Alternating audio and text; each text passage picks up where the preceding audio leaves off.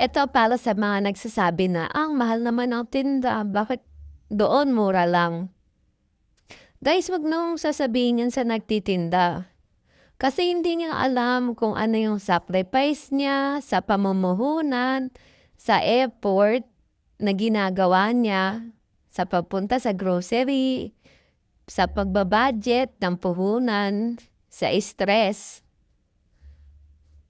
Meron naman kayong kalayaan kung saan niyo gusto bumili, hindi naman namin kayo pipilitin, pero huwag niyo sabihin sa nagtitinda na, "Oh, mahal naman ang benta mo, doon ikaw mura lang." Meron naman kayong kalayaan kung saan niyo gusto bumili, kung saan sa tingin niyo kayo makakatipid, kung saan sa tingin niyo kayo makakamura. Pero wag niyo kami sabihan na, "Oh, mahal doon, ikaw mura lang." Kasi hindi naman kayo pipilitin na bumili sa amin.